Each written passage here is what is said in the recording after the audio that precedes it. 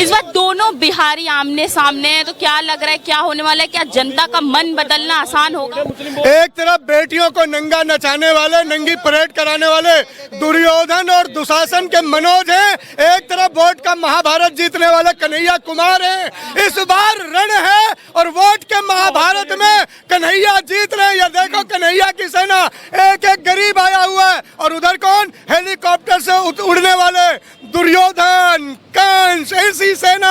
और इधर जीतेंगे गरीब लोग, गुरबा लोग। कन्हैया के साथ हर माँ की दुआ है, हर बेटी की दुआ है, हर बहन की दुआ है, हर किसान की दुआ है। और वहाँ क्या है, अहंकार, 400 पार का अभिमान और ये जुमलों की बरसात, जुल्म, जुमला और जेल का जवाब कन्हैया कुमार, कन्हैया कुमार।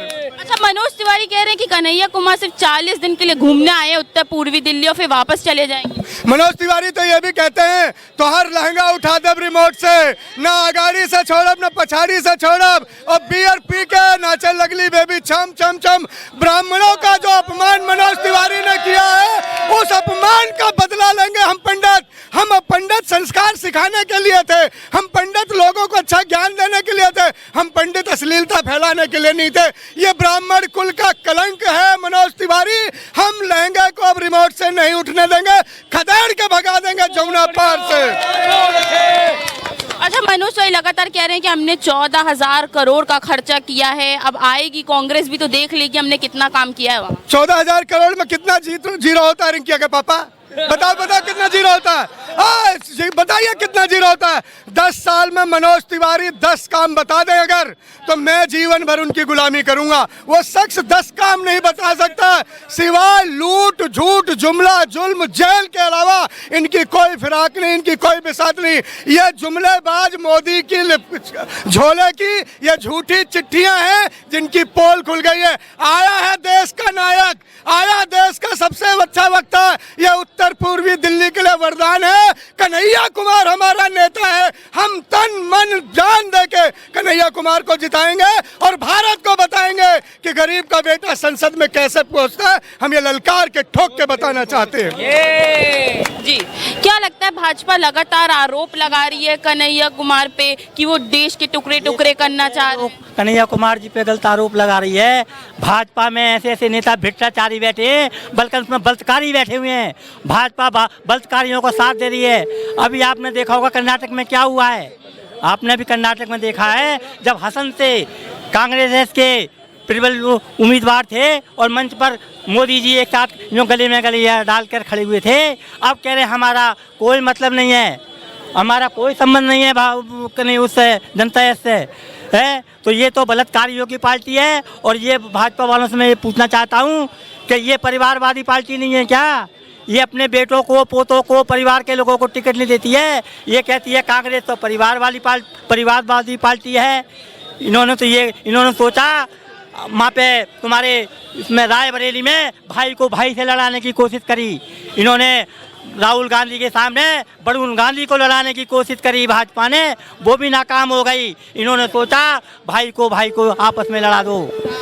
मैं कहता हूँ आने वाली 25 मई को भाजपा का दिल्ली में जनता सफाया कर देगी और 7 सीटों पे भाजपा के उम्मीदवारों की जमानतें जब्त हो जाएंगी और 7 सीटों पर इंडिया गठबंधन के उम्मीदवार विजयी होंगे।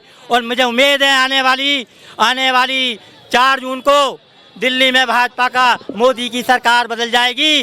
राज बदल दो, ताज बदल दो, मोदी की सरकार बदल दो। राज बदल दो, ताज बदल दो, मोदी की सरकार बदल दो। 4 जून को इंडिया गठबंधन की सरकार आने वाली है और देश भर में भाजपा का सफाया हो जाएगा, देश भर में सफाया हो जाएगा।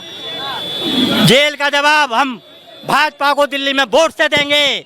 पूरी जनता इस समय भाजपा के खिलाफ है, दिल्ली में देश भर में जनता भाजपा के खिलाफ बैठी हुई है। इन्होंने 10 साल में कुछ नहीं किया है, गरीबों का खून चूसा है। आज बेरोजगारी फैली हुई है, देश में बेरोजगारी है और काम नहीं है, धंधे नहीं है, सारा कुछ फैला हुआ है, गरीब लोग परेशान है। क्या लगता है, मोदी जी अब शहजादा बुलाने लगे हैं, राहुल गांधी को कह रहे हैं पाकिस्तान का शहजादा है?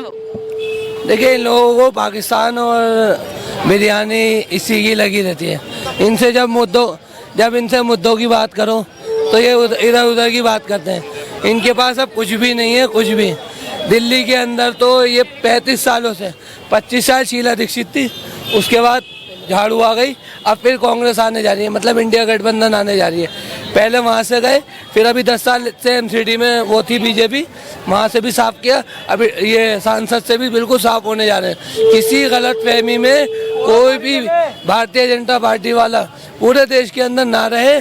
जनता का मूड बदल चुका है, हवा बदल चुकी है पूरी तरह देश के अंदर। इंडिया गठबंधन भारी बहुमतों से पूरे देश के अंदर जीत रही है। पहले 2 चुनाव में ही गोदी मीडिया के अल्फाज भी बदल चुके हैं, बॉडी लैंग्वेज, फेस रीडिंग देखो आप उनकी, बोलने का अंदाज देखो, बोलने के लिए और आंसर देने के लिए उनके पास कुछ भी नहीं है। अच्छा, मनोज तिवारी 10 साल से वहाँ पे हैं, कह रहे हैं लगातार हमने बहुत काम किया है, तो लग रहा है आसान होगा जनता का मन बदल? कोई एक काम बता दीजिए मेरे को आप 10 साल में। बहुत काम तो बहुत दूर की बात है। 14,000 करोड़ रुपए बोल रहे हैं वो कि हमने 14,000 करोड़ रुपए का विकास किया है पूरी 10 की 10 विधानसभाओं में जाके। मैं बुराड़ी से बिलोंग करता हूँ, मैं बुराड़ी विधानसभा में एक ईंट तक नहीं लगाई है, ना मौजपुर में ना मुस्ताबाद में, किसी भी विधानसभा के अंदर उन्होंने ईंट तक नहीं लगाई है। आज वो अगर कहीं फंसते दिखाई दे रहे हैं तो विकास के ऊपर सबसे बड़ा फंसते हुए दिखाई दे रहे हैं। 10 साल में उन्होंने इस क्षेत्र में कोई विकास नहीं किया है। आज भी अगर वो चुनाव लड़ने के लिए हिंदुस्तान और पाकिस्तान करने के लिए बैठे हुए हैं, माफ करना, देश का युवा और देश का बेरोजगार आज संभल चुका है। आज देश की जनता बिल्कुल जान चुकी है कि अगर हमारा कोई भला कर सकता है तो वो कांग्रेस कर सकती है। कांग्रेस पार्टी ही देश का अच्छे तरीके से सुचारू रूप से चला सकती है। अच्छा, मनोज तिवारी ने तो कन्हैया कुमार को टिकट मिल गया, इसमें भी अपना फायदा ढूंढ लिया है। कह रहे हैं अब मीडिया में चर्चा होगी तो कम से कम पता चल जाएगा कि हमने काम क्या किए। कोई एक काम तो गिनवा दे, मीडिया क्या दिखाएगी? आधे से ज्यादा क्या पूरा देश तो बिकी हुई गोदी मीडिया ने बर्बाद करा है। जो सच्चाई है कोई एक चैनल दिखाता हो तो बताओ मुझे। रवीश कुमार के 1 घंटे के सवालों का जवाब दे के दिखा दे कोई भी गोदी मीडिया, मान जाऊंगा, राजनीति छोड़ दूंगा भाई साहब, 30 साल की उम्र है। देखिए, मोदी जी देश में आए थे करप्शन खत्म करने के लिए, और करप्शन के नाम पे जो इलेक्टोरल बॉन्ड सामने आया है उसमें सबसे ज्यादा करप्शन तो मोदी जी ने किया है। उन्होंने दवाइयों की मैन्युफैक्चरिंग कंपनियों से चंदा लिया है, कोविड के टाइम पे चंदा लिया है, उससे ज़्यादा और दुख की क्या बात होगी। उन्होंने देश की जनता की जान को खतरे में